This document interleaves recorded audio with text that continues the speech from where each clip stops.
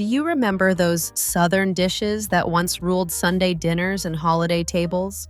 The ones tucked away in old church cookbooks, filled with casseroles, jellies, and stews that could feed a family on pennies?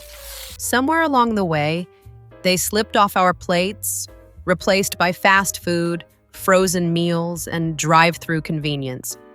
Today, we're dusting off those recipes and revisiting 30 forgotten Southern classics no one seems to make anymore. Beaten biscuits, before food processors, before 30-minute meals, there were beaten biscuits, a Southern staple that demanded more sweat than flour. Born in the antebellum South, these biscuits were different from the fluffy, rise and shine kind we know today. They were flat, crisp, and chewy, somewhere between bread and cracker, and they came to life not by gentle folding, but by brute force. The dough was literally beaten with a hammer, mallet, or even the blunt end of an axe for up to 30 minutes. Imagine a workout routine disguised as dinner prep. Grandma didn't need CrossFit. She had biscuit dough. Beat it hard for 15 or 20 minutes with a rolling pin. The ingredients couldn't be simpler. Flour, lard, salt, and water.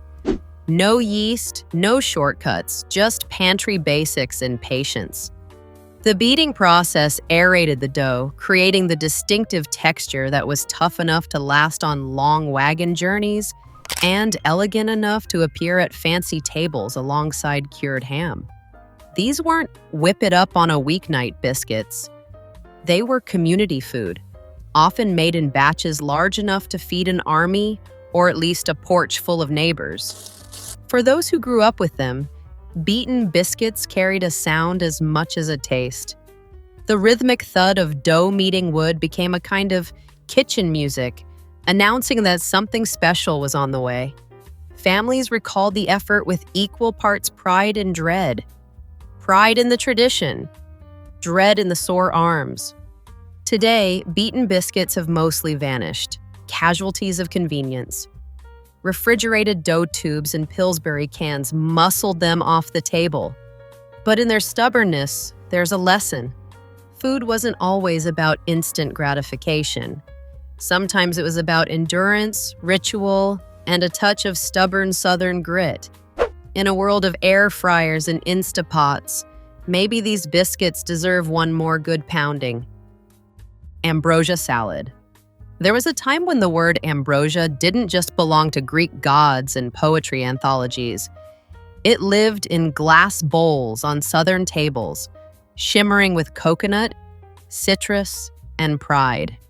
Ambrosia salad was less of a recipe and more of a ritual, a dish that promised sweetness and luxury at a time when both were scarce. Grandma's ambrosia salad. This recipe dates back to the late 1800s. In the late 19th and early 20th centuries, oranges and pineapples weren't supermarket staples. They were rare treasures, sometimes gifted at Christmas. To slice into a fresh orange and layer it with shaved coconut was to perform a small miracle of abundance, especially in a region where winter fruit was scarce and money even scarcer. The ingredients were deceptively simple. Segmented oranges, grated coconut, a sprinkle of sugar, sometimes pineapple if you could get your hands on it.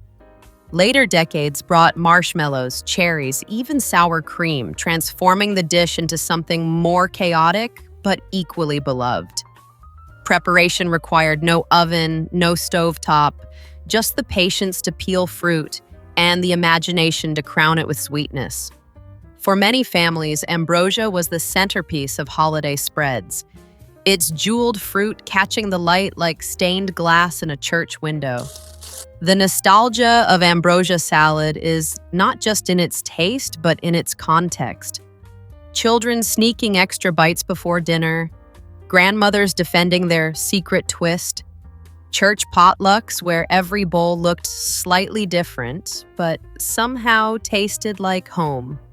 It was food as family glue, sweet and a little messy, just like the gatherings it accompanied. Today, ambrosia has mostly retreated into the shadows, dismissed as kitsch, or replaced by store-bought fruit cups. But in an age where we chase authentic and artisanal, maybe there's something wonderfully subversive about this old-fashioned fruit salad.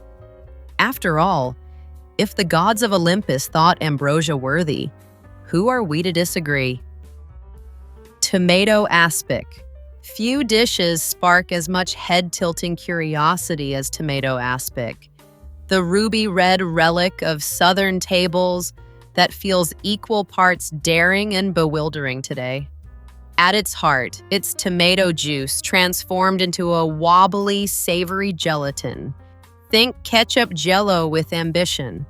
The dish was born in the early 20th century when gelatin was the height of sophistication, and every hostess worth her salt wanted something molded and gleaming to place at the center of the table. When you think of vintage or retro food, you probably think of tomato aspic. Tomato aspic married the craze for molded salads with the South's love for tomatoes, and for a time, it was a mark of refinement. The preparation was straightforward but required a bit of culinary nerve. Tomato juice or stewed tomatoes were seasoned, sometimes with Worcestershire sauce, vinegar, onions, or celery salt, before unflavored gelatin was whisked in and left to set in a mold. The result was an elegant dome or ring of tomato gel, often garnished with mayonnaise, olives, or crisp celery. It wasn't just food, it was sculpture. Housewives prided themselves on pulling a shimmering aspic from the fridge, unmolding it without collapse, and serving it with the quiet satisfaction that this, surely, was modern cuisine. For many Southerners, tomato aspic was tied to holidays or church luncheons, a dish whispered about as much as eaten. Some loved its tangy bite, chilled and refreshing against heavy casseroles and fried foods. Others endured it politely, sliding a polite spoonful onto their plate while praying for more fried chicken to hide it under. It was a dish that divided families almost as sharply as politics. Today, tomato aspic is mostly a curiosity, resurrected occasionally as a retro gag on social media. But in its time, it symbolized sophistication, frugality, and a willingness to embrace the strange. Love it or loathe it, it's proof that culinary history can be every bit as wobbly as gelatin itself. Chicken bog. If there's one dish that perfectly embodies the Southern knack for making something out of nothing, it's chicken bog. Hailing from the swamps and flatlands of South Carolina's Pee region, this dish is equal parts humble and legendary. Chicken bog. This dish goes all the way back into the 1800s. At its core, chicken bog is little more than chicken, rice, sausage, and broth, but its reputation rests not on extravagance, rather on the way it transforms simple ingredients into something deeply comforting. The name itself, bog, is half culinary description, half regional joke. Some say it refers to the slightly sticky texture of the rice as it soaks up the savory broth. Others claim it nods to the swampy terrain where the dish was born. Either way, it's the kind of name that sticks, like the dish itself, to memory and ribs alike. The preparation is disarmingly simple. A whole chicken is simmered until tender, often with onions, salt, and pepper, then pulled apart and folded back into the rich stock alongside rice and sliced smoked sausage. As the rice swells and drinks in the flavor, the mixture becomes hearty, fragrant, and just messy enough to earn its boggy reputation. It's not elegant, but it was never meant to be. Chicken bog was crowd food made in giant pots at community gatherings, fundraisers, and family reunions. If you had rice, a chicken, and a bit of pork, you had enough to feed a village. For many Southerners, chicken bog isn't just a dish, it's an event. People remember the long tables, the paper plates sagging under the weight, and the feeling of belonging that came with eating it shoulder to shoulder with neighbors. These days, chicken bog has faded from everyday kitchens, overshadowed by trendier comfort foods. Yet, in a world chasing novelty, this dish still whispers of abundance found in simplicity, of fellowship born from a single pot. Hoppin' John. On New Year's Day in the South, there was once a near universal understanding. You didn't start the year without a bowl of Hoppin' John. This humble dish of black-eyed peas, rice, and pork traces its roots to West Africa, carried across the Atlantic through the painful history of slavery. Enslaved Africans brought not only their labor but their culinary traditions, and Hoppin' John stands as one of those lasting legacies. To eat it was more than to fill a belly. It was to mark survival, to hope for prosperity, and to lean into the quiet superstition that beans shaped like coins could somehow attract fortune in the year ahead. The dish itself was straightforward. Dried black-eyed peas simmered slowly with a ham hock or slab of bacon until tender, then stirred together with rice to create a meal that was filling, flavorful, and inexpensive. The pork lent smokiness, the peas carried earthy richness, and the rice stretched everything far enough to feed a family. Some cooks brightened it with onions, peppers, or a splash of vinegar, but the essence was always thrift and comfort. It was food designed not to impress, but to sustain. The nostalgia of Hoppin' John is tangled up with family rituals and the turning of the calendar. Many remember grandparents insisting on at least one spoonful for luck, even from children who wrinkled their noses at beans. The dish anchored the holiday table, often paired with collard greens for wealth and cornbread for gold. Together, it was a plate full of edible prayers. Today, Hoppin' John has slipped quietly off many menus, replaced by faster fare or forgotten altogether outside the Carolinas. Yet in an age of uncertainty, its symbolism feels more relevant than ever. After all, who couldn't use a bowl of luck and a side of hope to start the year? Spoon bread. Spoon bread is one of those dishes that resists easy classification, straddling the line between cornbread and soufflé, yet refusing to belong fully to either. Born in the kitchens of Virginia and Appalachia, it was the Southern answer to comfort food with a touch of elegance. Unlike the crumbly squares of cornbread you break apart with your hands, spoon bread was soft, almost pudding-like, so tender it demanded to be scooped up with a spoon. Hence the name. Straightforward, unpretentious, just like the people who made it.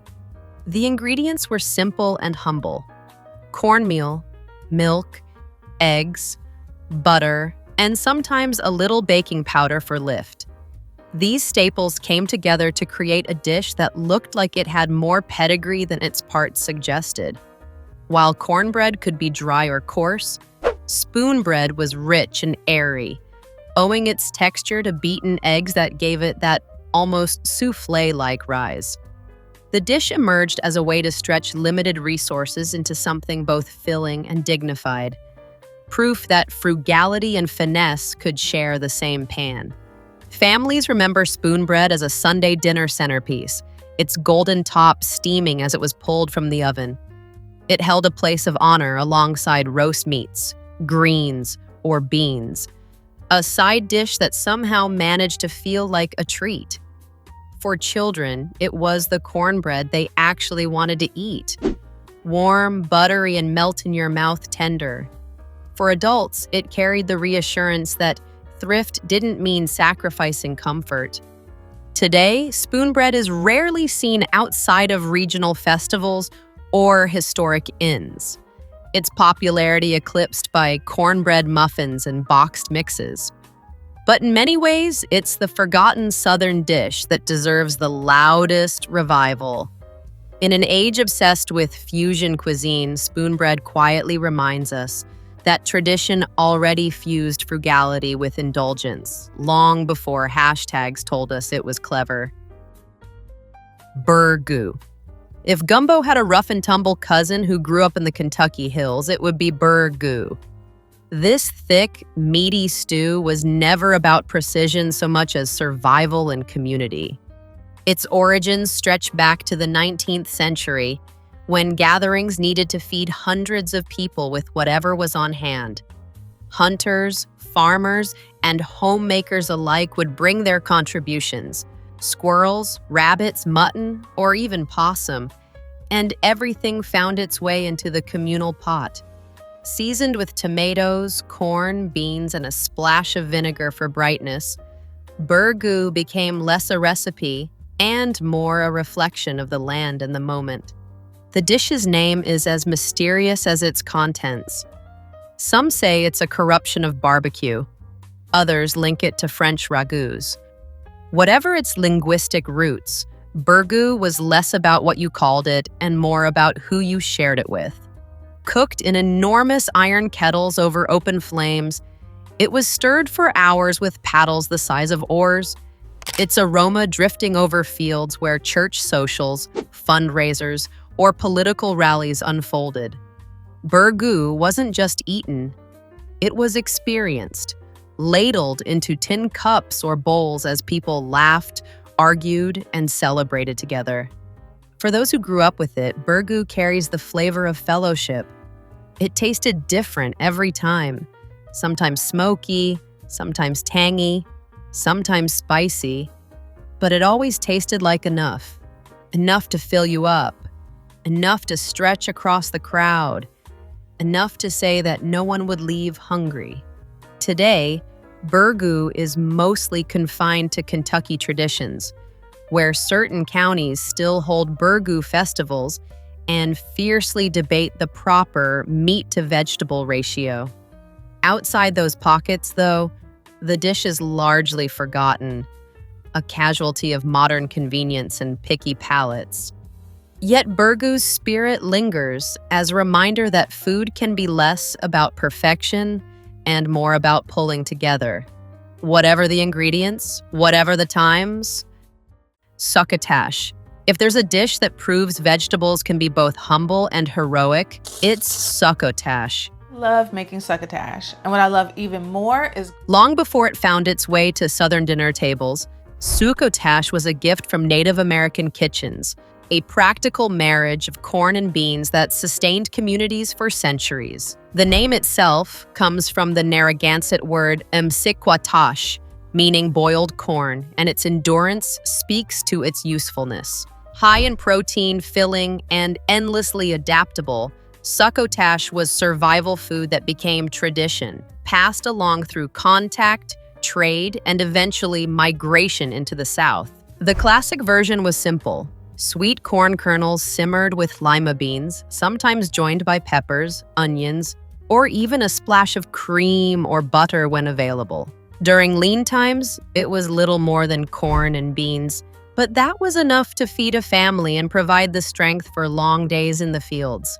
The beauty of succotash was its flexibility. It could stretch into a stew, serve as a side dish, or even be eaten cold from the pot. It wasn't fancy, but it never pretended to be. For many Southerners, succotash carried the weight of childhood memory. The smell of corn cooking with beans on a summer evening, the gentle bubbling of a pot that asked for nothing more than patience. Of course, not every child loved it. Lima beans were often the villain of the plate, but for parents and grandparents, succotash represented thrift and nourishment. It was proof that with just 2 crops, you could put dignity on the table. These days, succotash has nearly disappeared, overshadowed by flashier sides and pre-packaged meals. Yet, in an era obsessed with plant-based eating and sustainability, it deserves a revival. Succotash was vegan before vegan was trendy, a dish that balanced frugality with nourishment, whispering of resilience in every spoonful. Fatback and greens. There was a time when no Southern kitchen worth its salt let a hog go to waste. Fatback, the thick, salted slab of pork taken from just under the skin, wasn't glamorous, but it was indispensable. When paired with a pot of simmering greens, it turned what might have been bitter leaves into a dish that was smoky, savory, and soul-satisfying. Collards, turnip greens, or mustard greens on their own could be tough and earthy, but with a hunk of fatback slowly melting into the pot, they became something altogether different. The pork infused the broth, or pot liquor, with flavor, and that broth was often prized as much as the greens themselves. Some folks swore by sopping it up with cornbread, calling it liquid gold. The origins of fatback and greens are tangled up with survival and ingenuity. Enslaved Africans and poor farmers alike relied on what they had, and often what they had wasn't much. Fatback was cheap and plentiful, and greens were easy to grow in small garden plots. Together, they became a cornerstone of sustenance, offering nourishment that was both economical and comforting. For many, memories of fatback and greens are tied to long Sunday dinners, the aroma filling the house while family gathered around the table. The sound of a bubbling pot on the stove was as familiar as the rhythm of conversation, the dish itself a silent witness to countless meals shared. It was everyday food, not reserved for celebrations, but appreciated all the same. Today, fatback has been nudged aside by bacon, which took on the role of pork's star player. Yet fatback deserves its credit. It was the quiet workhorse of the kitchen, transforming greens from a chore into a pleasure. In an age when nose-to-tail eating is fashionable again, perhaps fatback is ready for its comeback. Oyster dressing. Once upon a time in the coastal South, no holiday table was complete without oyster dressing. This was the dish that blended land and sea in one pan, a marriage of cornbread or white bread cubes with briny oysters, onions, celery, and plenty of butter. It wasn't just stuffing. It was something more delicate, more luxurious, meant to honor both tradition and the bounty of the waters nearby. Families who lived close to the coast could gather fresh oysters in the cool months, and when Thanksgiving or Christmas rolled around, those oysters found their way into the dressing bowl. It was a way of elevating a humble dish into something special, a celebration of abundance in a season when abundance wasn't always guaranteed. The preparation mirrored that of ordinary stuffing: vegetables sautéed in butter, bread dried and crumbled, broth poured in for moisture. But the oysters changed everything. Their briny liquor seeped into the bread, infusing the whole dish with the flavor of the sea, while the oysters themselves, chopped or left whole, gave little bursts of tenderness among the crumbly texture. The result was rich, savory, and deeply comforting. A dish that could stand on its own even without the turkey it often accompanied. For many Southerners, oyster dressing carried memories of family gatherings that stretched long into the night. The pan scraped clean by uncles sneaking second helpings and grandmothers insisting everyone just take a little more. It was food tied to place. If you had oysters, you celebrated them, and if you didn't, you envied those who did. Today, oyster dressing has mostly slipped into obscurity, overshadowed by boxed stuffing mixes and faster fixes. But for those who remember it, the dish remains a symbol of both celebration and connection, proof that sometimes the simplest combinations yield the most unforgettable flavors. Liver pudding. Liver pudding may not have the most appetizing name, but for generations in the Carolinas, it was a breakfast staple as common as grits or eggs. Born from the Scots-Irish tradition of thrifty cooking, this dish made use of every part of the hog, turning pork liver, head meat, and spices into a dense, sliceable loaf. Nothing went to waste because waste was a luxury no one could afford if you grew up in a family that prized resourcefulness. Liver pudding wasn't strange, it was expected. Another reminder that necessity often breeds the most enduring traditions. The preparation was practical and unpretentious. Pork liver was simmered and ground together with cornmeal, flour, and seasoning, sage and black pepper being the most common, before being poured into loaf pans to cool and set. The result was a grayish block that might look unassuming, but carried with it a depth of flavor and nourishment that sustained hardworking families. When mealtime came, slices were cut thick and fried in a skillet until crisp on the outside and creamy within. Served with eggs, toast, or a dab of molasses, it turned into a breakfast that could keep you going well into the afternoon. For many Southerners, liver pudding is tied up with memories of smoke-filled kitchens, sizzling pans, and grandparents who insisted on sticking to your ribs meals. It wasn't fancy, but it was dependable. And while some children wrinkled their noses at the mere mention, others grew to crave that savory richness, the way it clung to the edges of fried bread or melted into a plate of grits. Today, liver pudding has nearly vanished from the mainstream table, overshadowed by bacon, sausage, and other more marketable cuts of pork. Yet in certain diners and butcher shops, it survives quietly, a reminder that frugality and flavor often walked hand in hand. For those who dare to taste it again, liver pudding still carries the soul of Southern perseverance. Corn pone. Corn pone is the kind of dish that wears its simplicity proudly, a food born from necessity that never pretended to be anything more than what it was. Long before the South had fancy cornbread recipes loaded with sugar, buttermilk, and cast iron flair, there was corn pone, plain ground cornmeal mixed with water and a pinch of salt, shaped into patties or cakes, and baked or fried until firm. No eggs, no milk, no leavening, just corn, heat, and human hands. It was the bread of the frontier, the sustenance of farmers, and the steady companion of anyone who couldn't afford much more than a sack of meal. The preparation was almost laughably straightforward. Cornmeal was stirred with water into a thick batter, then shaped into rounds or pressed into a skillet. Some folks cooked it in hot ashes by the fire, brushing away the embers once it had firmed, while others fried it in pork grease to coax a little more flavor out of the humble mix. The result wasn't soft or fluffy like modern cornbread, but dense and sturdy, meant to fill bellies and keep hunger at bay. It was survival food, yes, but it carried a kind of quiet dignity in its plainness. Families who grew up with corn pone often recall its presence at every meal, sopped in pot liquor from greens, paired with beans, or eaten on its own when little else was available. It was less a treat and more a necessity, but that didn't mean it lacked comfort. In its rustic, no-frills way, it was as reliable as sunrise. Today, corn pone has largely disappeared, overshadowed by sweeter, fluffier versions of cornbread that fit modern palates. Yet in its stripped-down form, corn pone reminds us that food doesn't need to be fancy to matter. Sometimes, survival and simplicity create their own kind of flavor. Benny wafers. Benny wafers are small, crisp cookies with a history far larger than their delicate size suggests.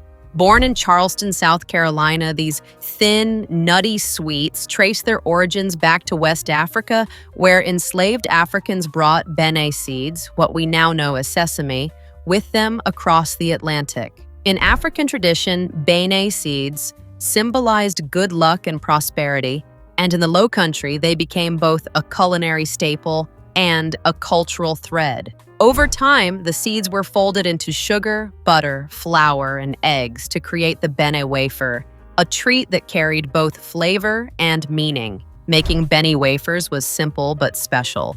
The batter, enriched with browned butter and sugar, was dotted with toasted sesame seeds before being dropped onto baking sheets in small spoonfuls. As they baked, the cookies spread thin, turning lacy at the edges, golden and fragrant. Their flavor was unlike anything else. Sweet, yes, but also earthy and nutty, with a complexity that belied their modest ingredients. A handful of wafers could fit in the palm of your hand, yet they carried centuries of heritage in every bite. For many Charleston families, bene wafers were holiday staples, tucked into tins at Christmas, or served at weddings and church gatherings. They weren't just cookies. They were tokens of memory and continuity, little reminders of how food can preserve culture even under the harshest circumstances. For children, sneaking a wafer off the cooling rack was a small act of rebellion rewarded by a crunch that melted almost instantly on the tongue. Today, bene wafers are often relegated to tourist shops in Charleston, sold as quaint souvenirs. But their story deserves more than nostalgia. In an era obsessed with superfoods and heritage grains, The Benny wafer stands as proof that Southern kitchens were weaving cultural fusion long before it became a marketing slogan. Each crisp wafer is history disguised as dessert. Chess pie. Chess pie is the kind of dessert that sneaks up on you with its simplicity. At first glance, it looks plain, just a modest, golden brown filling nestled in a flaky crust. No fancy swirls or decorative toppings. But one bite reveals why this old Southern classic has held its ground for centuries. Rich, custardy, and sweet with a subtle, grainy bite from cornmeal, chess pie is proof that you don't need extravagance to make something unforgettable. Its origins are hazy, wrapped in the fog of kitchen folklore. Some say its name comes from the phrase "just pie," which, said with a Southern drawl, slurred into chess pie.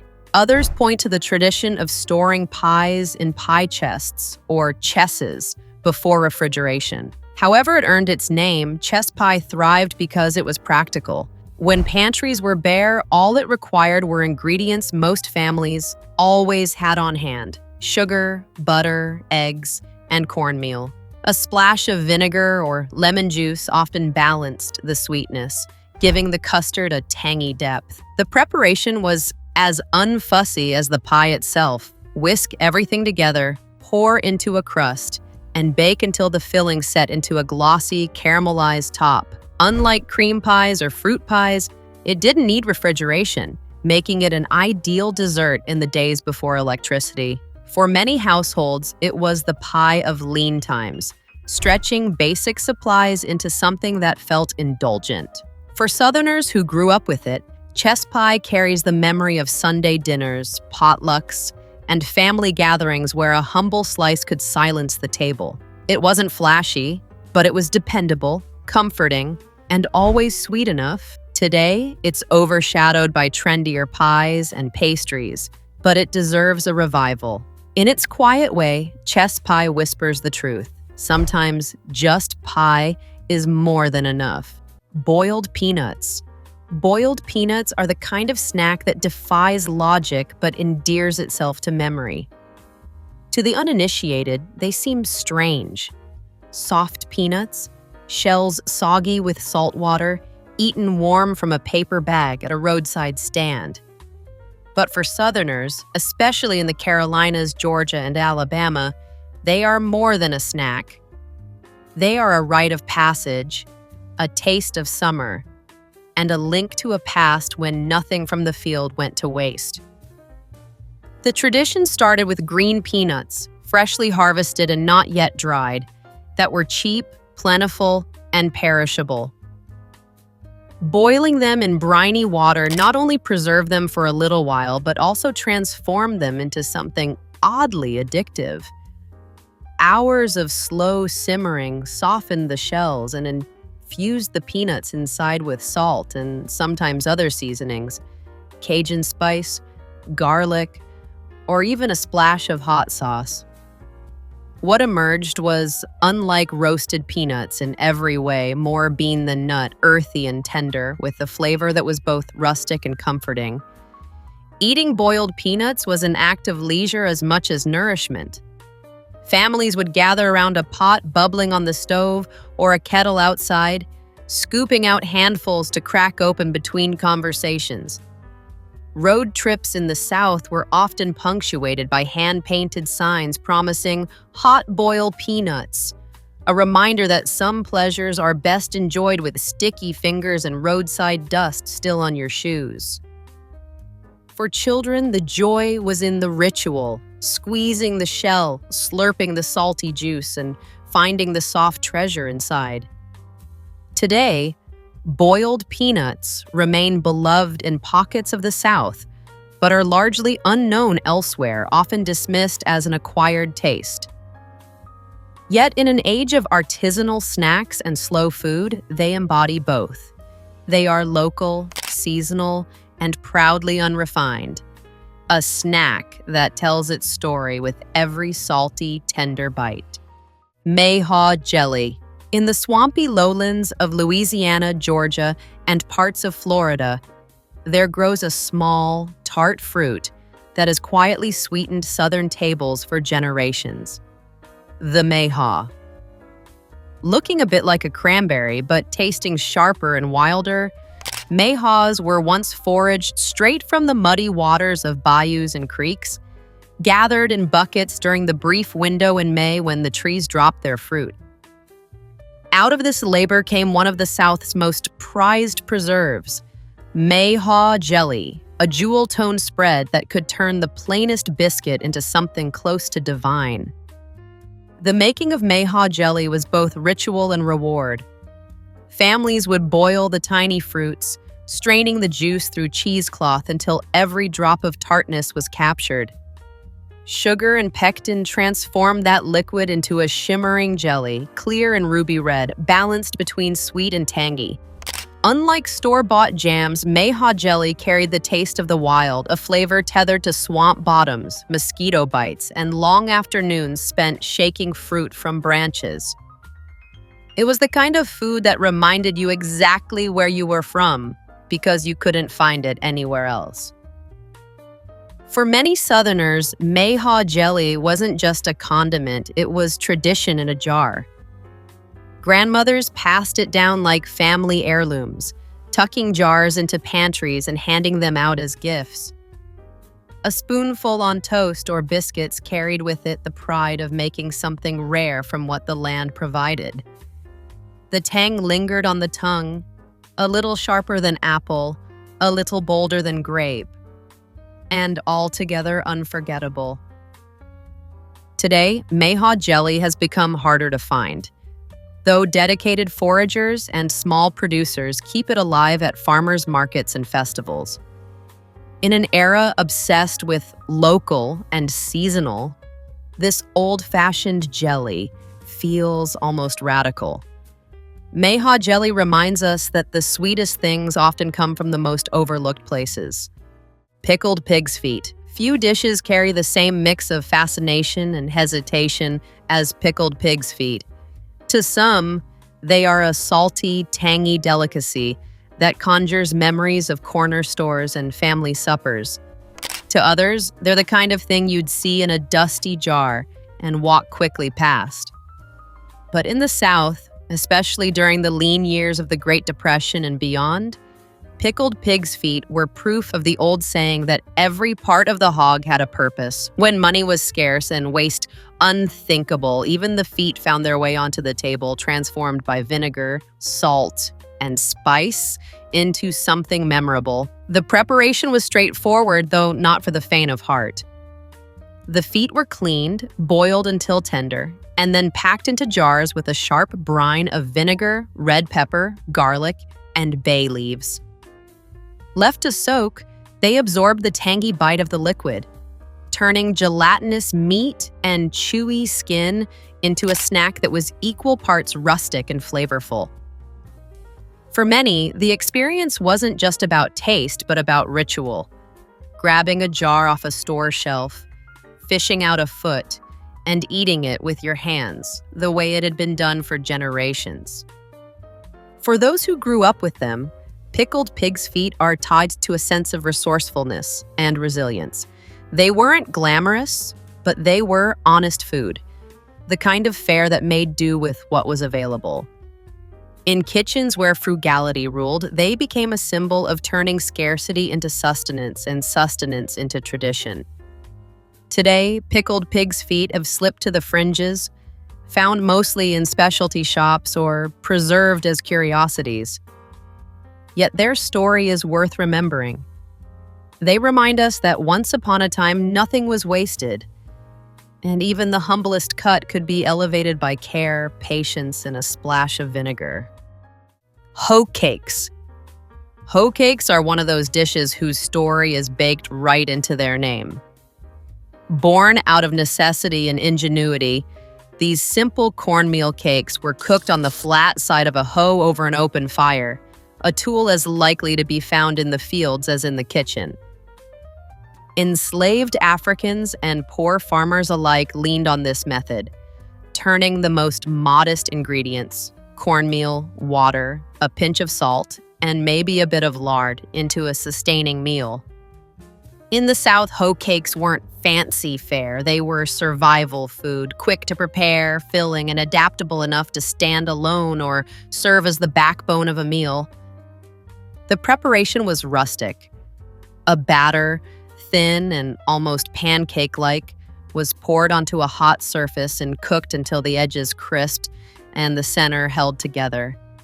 Sometimes fried in a skillet with grease, sometimes literally cooked on farm tools when stoves weren't available. Hoe cakes carried the taste of corn and the faint smokiness of fire. They weren't fluffy or sweet like modern cornbread or pancakes, but hearty and satisfying in their own way. When paired with greens, beans, or stews, they acted as both plate and utensil, sopping up juices and stretching meager portions further. For those who grew up with them, hoe cakes are remembered less as indulgence and more as comfort. Grandmothers frying them up for breakfast, or families eating them hot off the pan after long days of labor. They were food that didn't judge the size of your wallet, but met you where you were, warm and ready.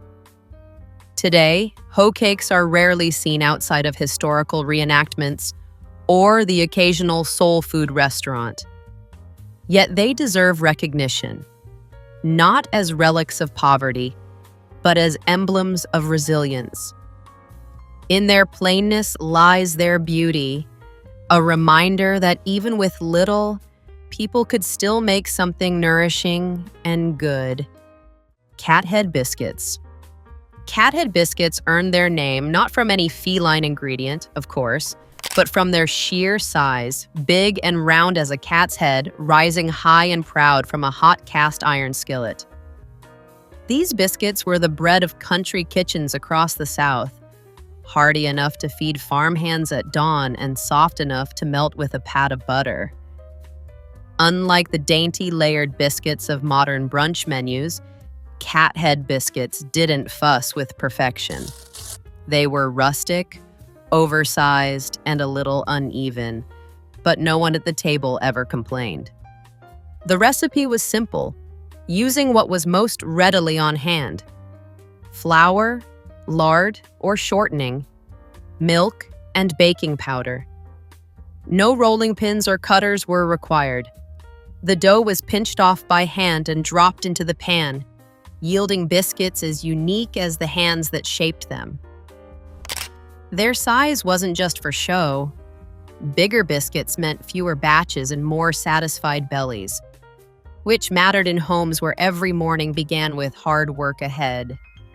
The smell of them baking, mingling with bacon or sausage frying on the stove, set the tone for a day that would be long but nourished. For many families, cathead biscuits were tied to ritual. Grandmothers passed down the art of feel over measure, teaching that the dough had to be just sticky enough, just soft enough to hold its shape. Children grew up watching those biscuits emerge golden and steaming, split open and drizzled with sorghum syrup or smothered in sawmill gravy. They weren't simply bread. They were memory, comfort, and sustenance all in one. Today, cathead biscuits are rarer, overshadowed by quicker store-bought options or smaller, neater versions served in cafes. Yet they remain a symbol of generosity, of kitchens that believed in feeding people well. In every oversized bite lies a reminder that bigger often does mean better. Molasses stack cake. Molasses stack cake is less a dessert and more a story told in layers. Its origins lie deep in the Appalachian Mountains, where luxuries like white sugar were scarce and store-bought cakes were rarer still. What families did have was sorghum molasses, harvested and boiled down each fall, thick and dark with a sweetness tinged by smoke and earth. From that staple came the stack cake, a tall creation made from multiple thin, gingerbread-like layers of cake, stacked one on top of another with spiced apple butter or molasses filling spread between. The cake carried a special role in the community. At weddings, neighbors often contributed a layer each, with the bride's family assembling them all into one towering cake. It wasn't just dessert. It was a symbol of shared effort, generosity, and celebration in a place where money might have been short, but community was abundant. Every slice was a little different, depending on who had baked the layer, but that only made it more meaningful. Baking a stack cake at home was no small feat either. The layers were rolled thin, almost like cookies, and baked until firm. Once stacked with apple butter or molasses, they softened over time, melding into a dense, moist cake that tasted richer with every passing day. Families often baked it days ahead of a celebration. Knowing patience was part of the recipe. For many who grew up in Appalachia, the memory of molasses stack cake is inseparable from family gatherings, holidays, and the warmth of kitchens where hard work turned into sweetness. Today, it's rarely seen outside of mountain festivals or heritage cookbooks, overshadowed by flashier desserts. Yet, in its humble way, the stack cake reminds us that food is as much about people as ingredients. Each layer a testament to community and care. Fried green tomatoes. Few Southern dishes have achieved the kind of cultural fame that fried green tomatoes enjoy, though ironically, their roots are less Southern than many assume. The tradition likely began with Jewish immigrants in the Midwest before the South claimed it as its own.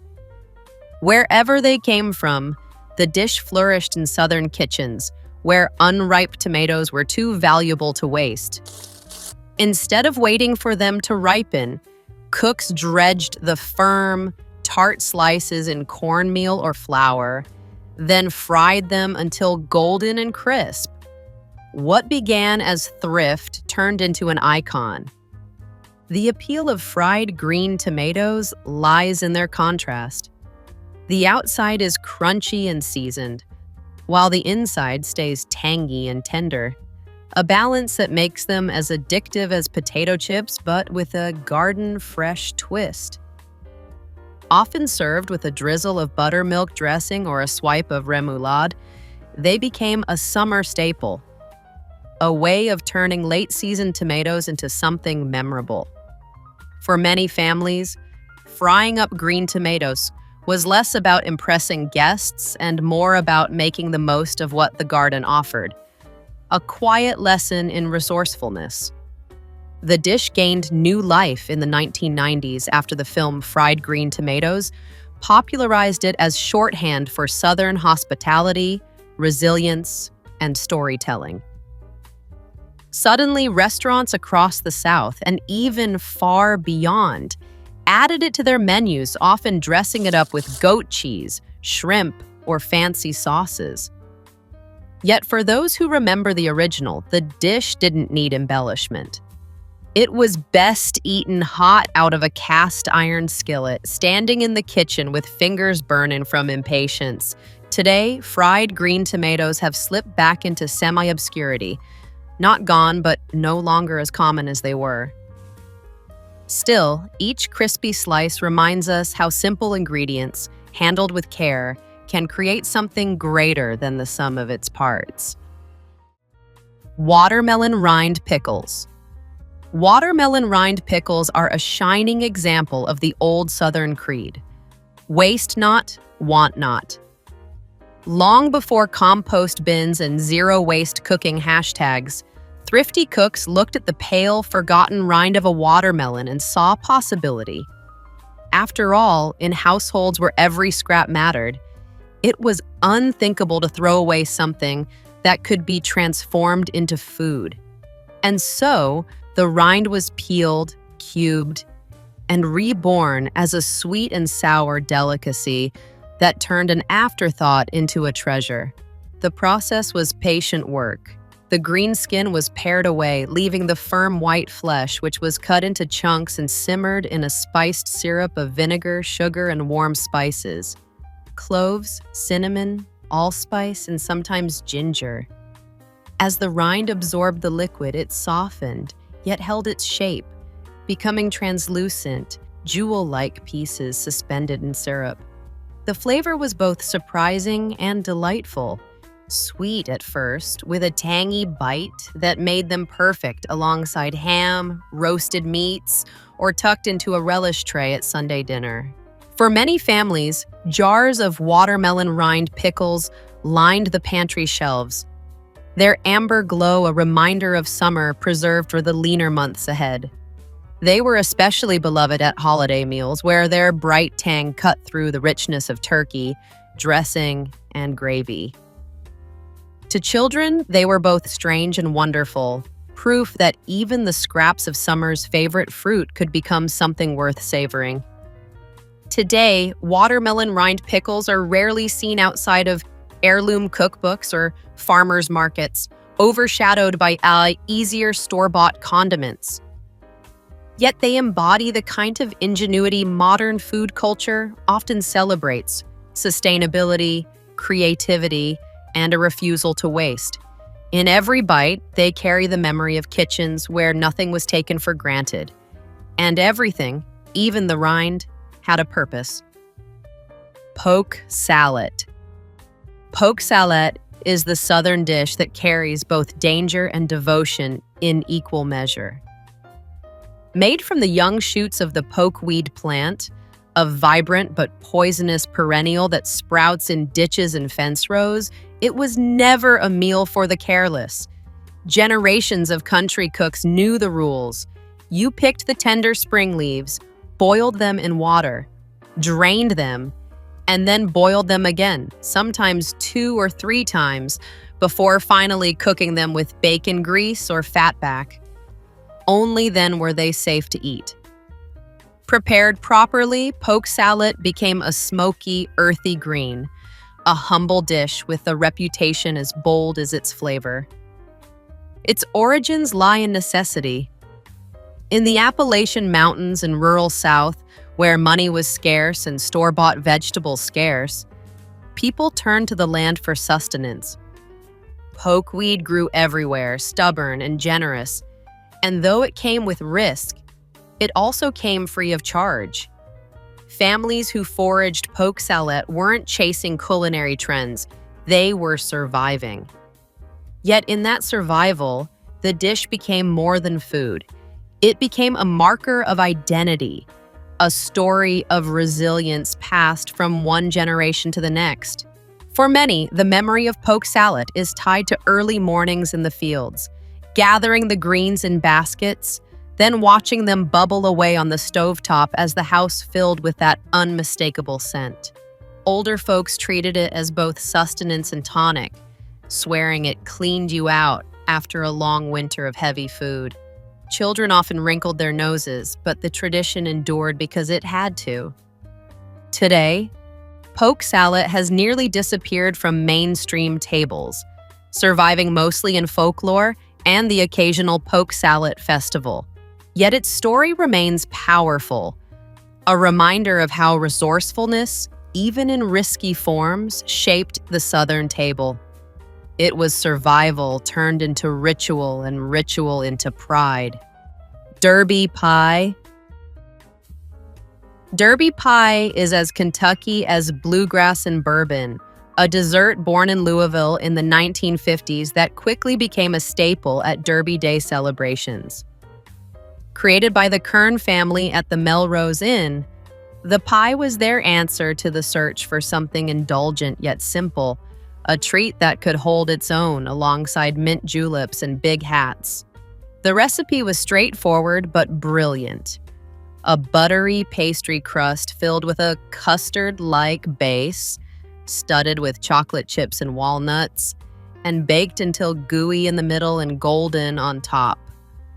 Sweet, nutty, and rich, it was the kind of pie that demanded both fork and glass of milk.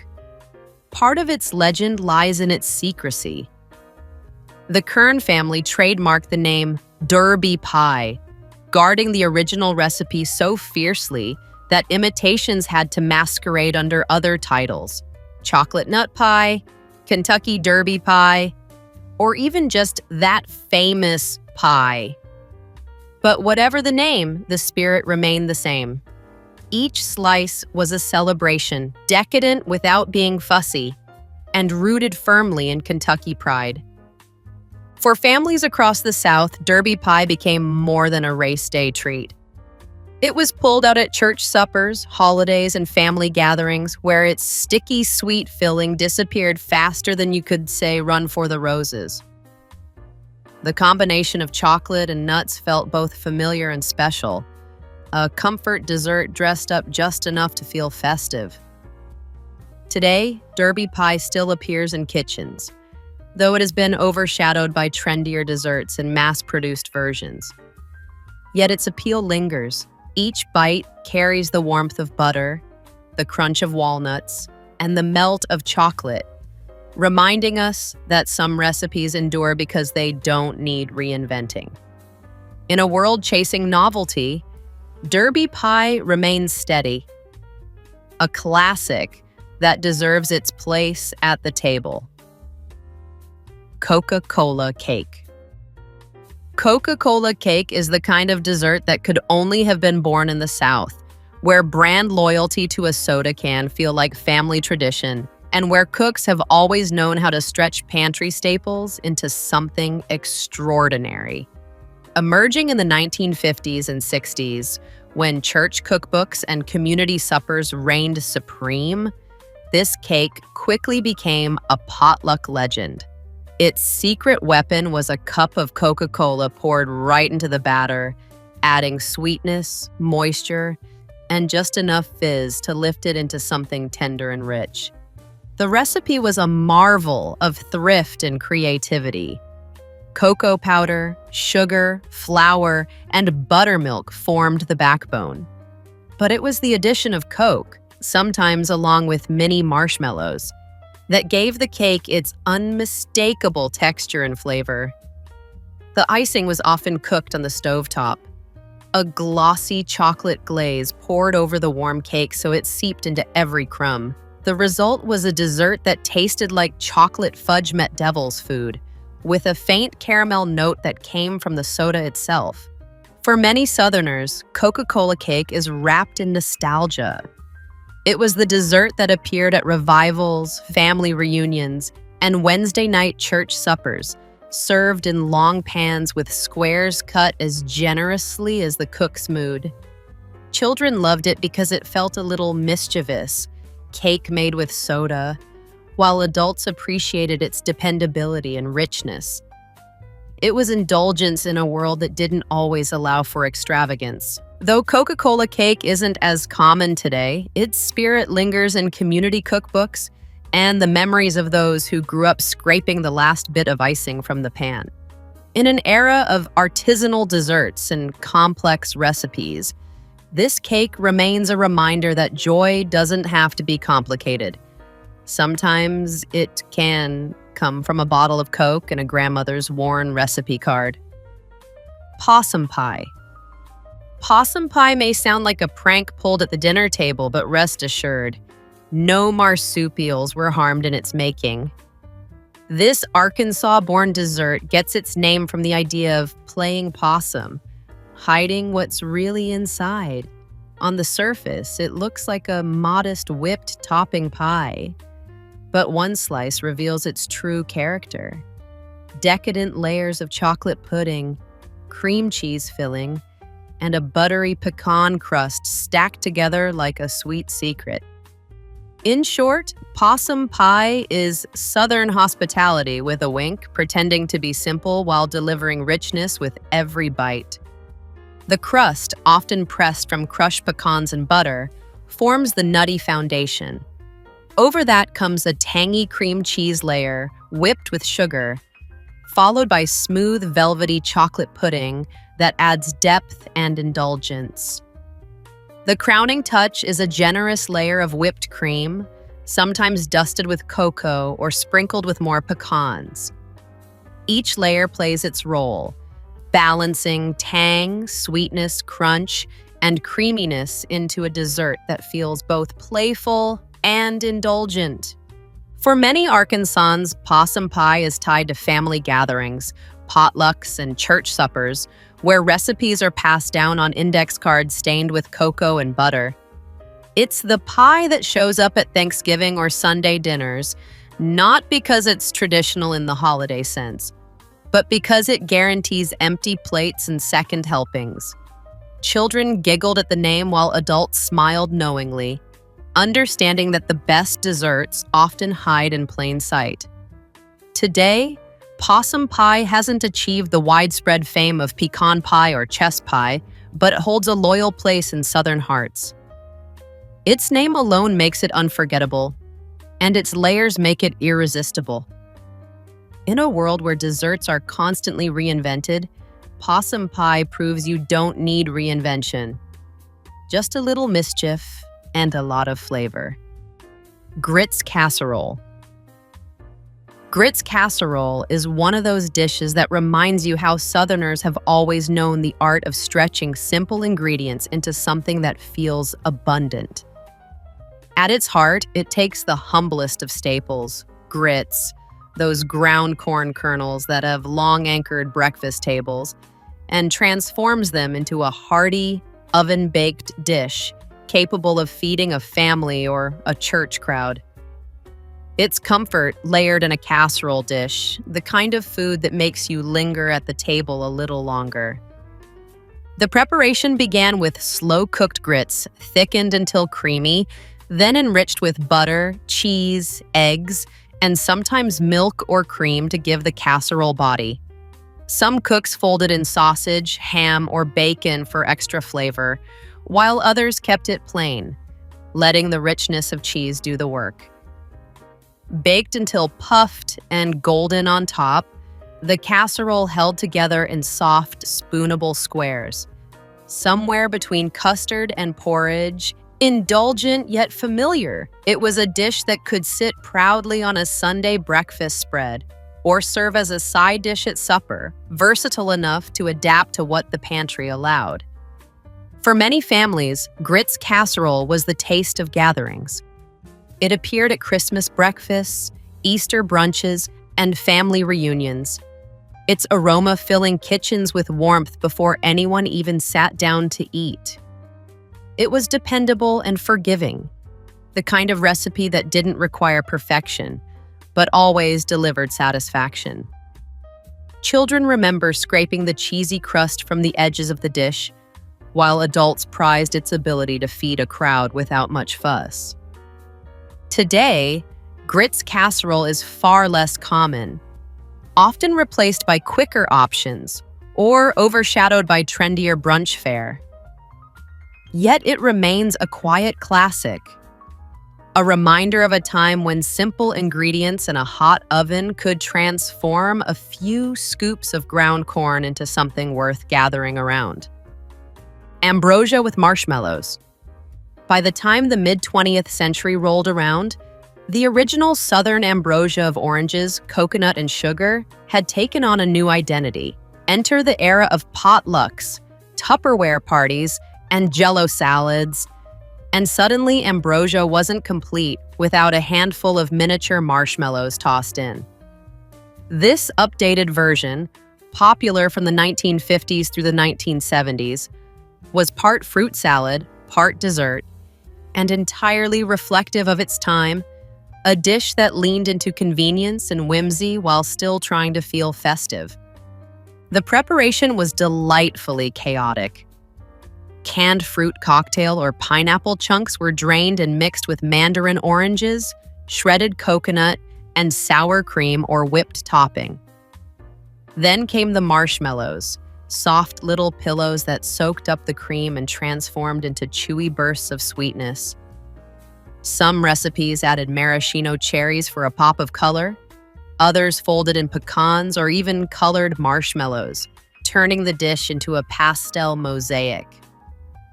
The end result was sweet, tangy, creamy, and a little cloying, a dish that belonged just as much on the dessert table as beside a glazed ham.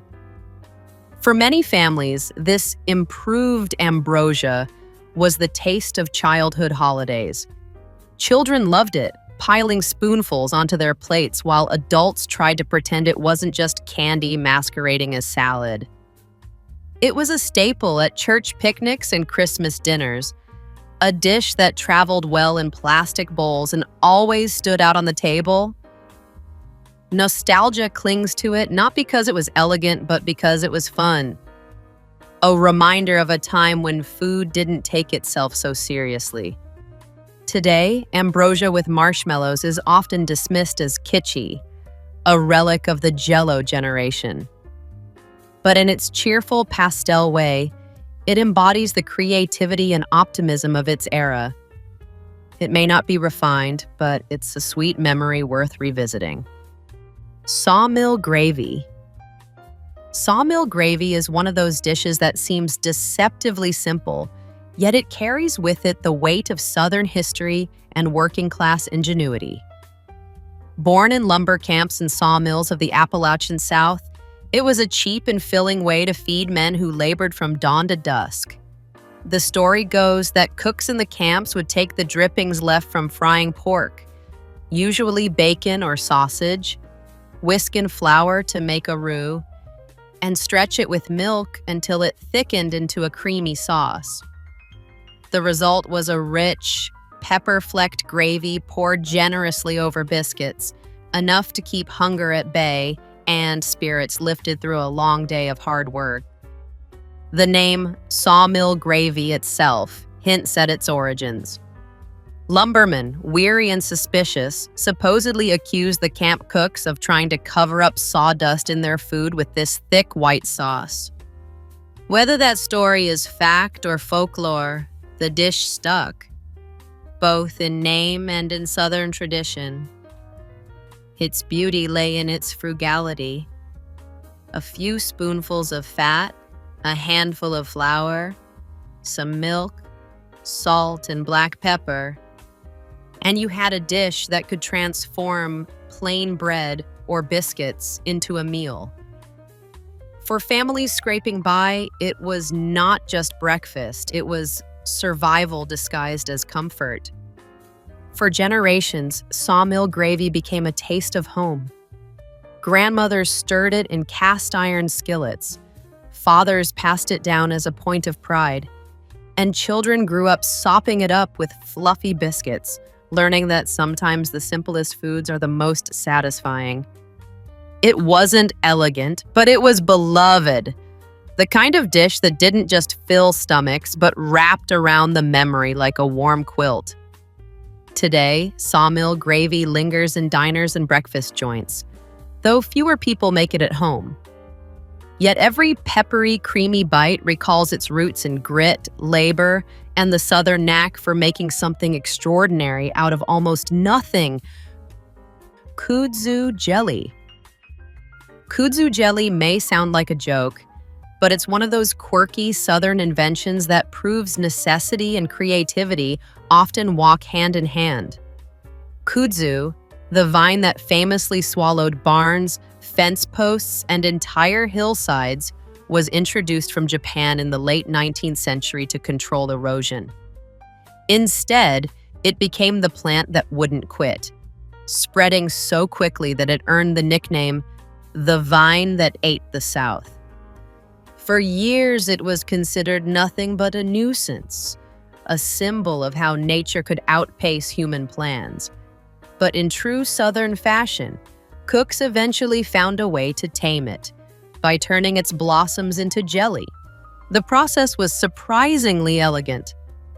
The purple kudzu flowers, which bloom late in summer, were gathered and steeped in hot water to release their fragrance, then combined with sugar, lemon juice, and pectin to create a jelly that gleamed like amethyst in glass jars. Its flavor was delicate and unexpected, floral, slightly grapey, with a sweetness that carried a hint of the wild. What once seemed like an invasive headache was suddenly reborn as something spreadable on biscuits, a little taste of irony served at the breakfast table. For families who made it, kudzu jelly wasn't just food, but a kind of triumph. It turned the symbol of overgrowth and frustration into a point of pride, proof that nothing in the South is entirely useless. Children remember picking flowers along the roadside with sticky fingers and jars waiting in the kitchen, while adults saw it as a kind of small rebellion against a plant that refused to be beaten back. Today, kudzu jelly remains a curiosity, sold at farmers markets and roadside stands more as novelty than necessity. But in its jars glows a story of adaptation. If you can't conquer the vine, you may as well make it delicious. And there you have it, 30 Southern classics that once filled tables with comfort, thrift, and a whole lot of flavor. Now mostly forgotten outside of memory and a few stained recipe cards. Some were born from hardship, others from celebration. But all of them tell a story worth remembering. If any of these dishes sparked a memory of your own family table or just made you hungry, don't forget to give this video a like, share it with a friend who loves a bit of food nostalgia, and subscribe for more journeys into the recipes and traditions that shaped us. After all, the best meals are the ones we keep alive together.